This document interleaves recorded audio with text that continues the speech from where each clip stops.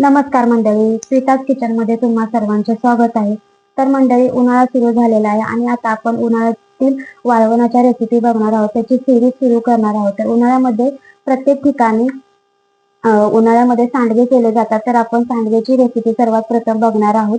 तर त्यासाठी आपण लागणारे साहित्य बघणार आहोत. पण त्या अगोदर आपल्या प्रीताज किचनला लाईक करा आणि असेच नवनवीन वाळवणाचे सिरीज बघण्यासाठी किंवा व्हिडिओ नवीन नवीन बघण्यासाठी आपल्या चॅनलला सबस्क्राईब करा. तर चला मंडळी, आता सांडग्यासाठी लागणारं आपण साहित्य बघूया.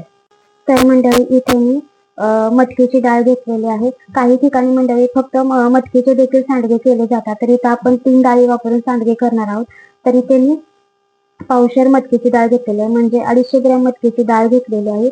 आणि त्याच्याने मी इथे 125 ग्रॅम मी हरभऱ्याची डाळ घेतलेली आहे, म्हणजे चणा डाळ घेतलेली आहे. आणि इथे परत 125 ग्रॅम मी मूग डाळ घेतलेली आहे. तर आता ह्या आपण डाळी घेतलेल्या आहेत, तर तुम्ही ह्या डाळी धुवून फॅन खाली वाळवून घेतल्या तरी देखील चालेल. पण आता आपण तसं करणार नाही. तर आपण ह्या डाळी आहेत नाही, तर इथे मी एक ताट घेतलेला आहे आणि ह्या ताटामध्ये मी एक ओलसर कापड घेतलेलं आहे.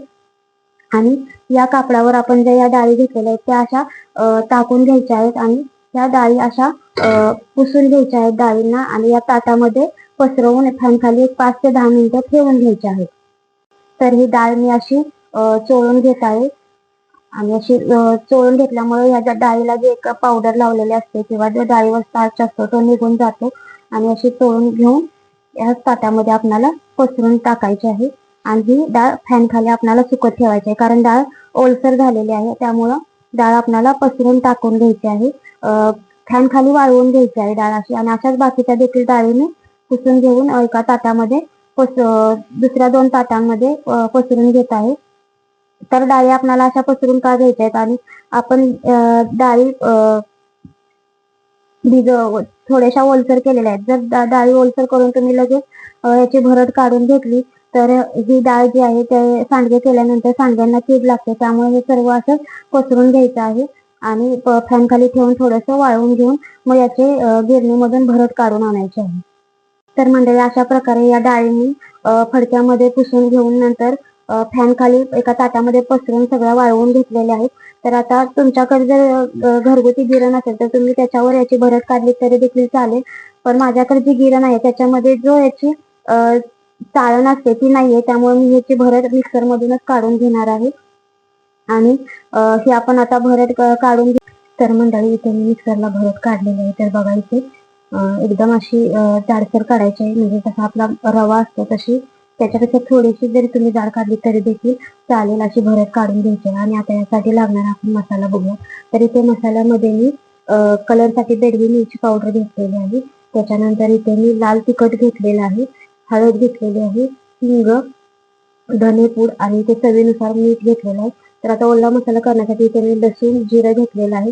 आणि लसूण जिरं आणि आपल्याला कलरची बेडगी मिरची पावडर आणि तिखट लाल मिरची पावडर हे आपल्याला मिक्सरमधून बारीक करून घ्यायचं आहे. तर आता हे मी मिक्सरला बारीक करून घेते.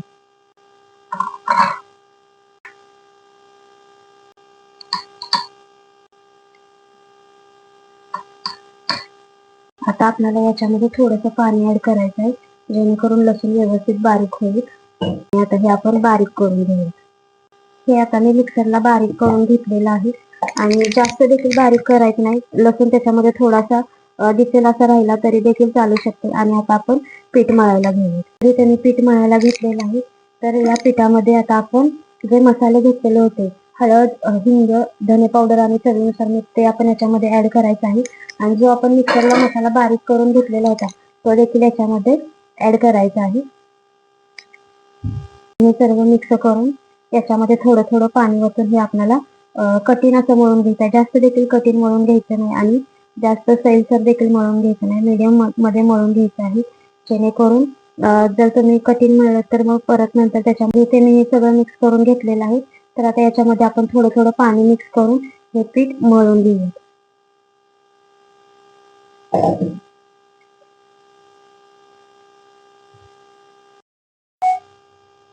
तर मंडळी, अशा पद्धतीने घट्ट असं मळून घ्यायचं आहे, जास्त सैलसर देखील मळून घ्यायचं नाही.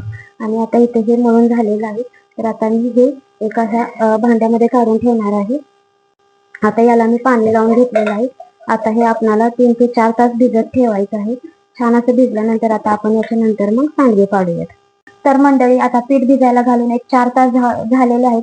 तर मंडळी तुमचं जर जास्त प्रमाणात सांडगे तुम्ही जर करणार असाल आणि तुमचं पीठ जर जास्त तुम्ही भरडून आणलेलं असेल म्हणजे किलो 2 किलोच्या प्रमाणामध्ये असेल तर तुम्ही आहे ना ते पीठ रात्रीच मळून ठेवा, जेणेकरून त्याच्यामध्ये भरड आपण आणलेले असते त्यामुळे ती व्यवस्थित भिजली जाते आणि सांडगे देखील छान पडतात. आणि सांडग्याला मळताना एक गोष्ट लक्षात ठेवायची की सांडगे मळत असताना पीठ जे आपण सांडग्याचं मळतोय ते मळत असताना एकदम पीठ पातळ मळायचं नाही, थोडंसं कठीण असं मळायचं. मी तुम्हाला दाखवलेलं देखील आहे की आपलं पीठ आपण कसं मळायचं ते. तर आता आपलं पीठ तयार झालेलं आहे, तर आपण याचे सांडगे पाडूयात. आणि सगळ्यात महत्वाचे त्याच्या अगोदर आणि एक गोष्ट लक्षात ठेवायची, सांडग्याचं पीठ जर तुम्ही मिक्सरवर बारीक करत आहात तर तिन्ही डाळी एकत्र मिक्स करून बारीक करायच्या नाहीत, तर प्रत्येक डाळ वेगवेगळी बारीक करायची, जेणेकरून प्रत्येक डाळ व्यवस्थित बारीक होते आणि ती नंतर परत मिक्स करायची, असं करायचं. आता मी देखील मिक्सरलाच बारीक केलेलं आहे, ते मी क्लिप घेतलेली नाही पण मी मिक्सरलाच बारीक केलेलं आहे. तर त्याच्यामध्ये मी प्रत्येक डाळ, हरभऱ्याची डाळ, मटकीची डाळ आणि मुगाची डाळ ही वेगवेगळीच बारीक केलेली आहे. तुम्ही देखील तसंच करा. आता आपलं पीठ देखील इथे भिजलेलं आहे आणि आता आपण सांडगे पाडूया. तर आता पीठ बघूयात. तर मंडळी हे बघा, आता हे आपलं पीठ छान असं भिजलेलं आहे. याला मी वरून पाणी लावून ठेवलेलं होतं आणि आता हे आपण भिजलेलं आहे. तर आता आपण याची सांडगे पाडायला घेऊया. तर मंडळी सांडगे करायला घेत असताना इथे मी एका भांड्यामध्ये पाणी घेतलेलं आहे, तर आपल्याला थोडासा हात पाण्यामध्ये बुडवायचा आहे आणि जास्त बुडवायचं नाही. एकदा पीठ घेतल्यानंतर लागेल तसंच पाणी घ्यायचं. जास्त पाणी सांडग्यांना लावायचं नाही करत असताना, नाहीतर मग सांडग्यांचा वास येतो. तर सांडगे करण्यासाठी इथे मी आता एक पसरट ताट घेतलेला आहे. या ताटामध्ये आता आपण सांडगे करणार. माझे सांडगे थोडे आहेत त्यामुळे मी ताट घेतलेलं आहे. तुम्ही जर जास्त प्रमाणामध्ये सांडगे करणार असाल तर तुम्ही मग एका पॉलिथिनच्या कागदावर सांडगे करू शकता आणि असे एकदम छोटे छोटे सांडगे पाडून घ्यायचे आहेत.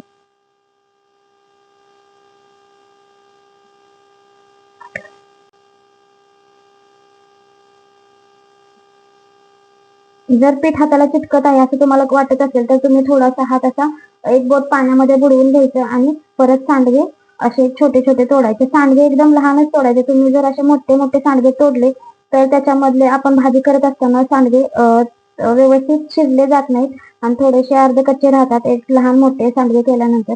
तर मंडळी अशा प्रकारे सांडगे तोडायचे आहेत. तर मंडळी आता हे सांडगे मी खाली बसून तोडणार आहे, कारण की जास्त प्रमाणामध्ये करायचे आहेत त्यामुळे उभं राहून करणं काही शक्य होणार नाही. तर आता हे सांडगे सगळे करून आपण याला ऊन द्यायचं आहे आणि हे सांडगे वाळवण्यासाठी आपण कडकडीत उन्हातच ठेवणार आहोत, कारण सांडगे वाळवण्यासाठी ऊन लागतं त्यामुळे आपण सांडग्यांना उन्हातच वाळवणार आहोत. तर मंडळी चला आता आपण खाली बसून सर्व सांडगे करून घेऊया.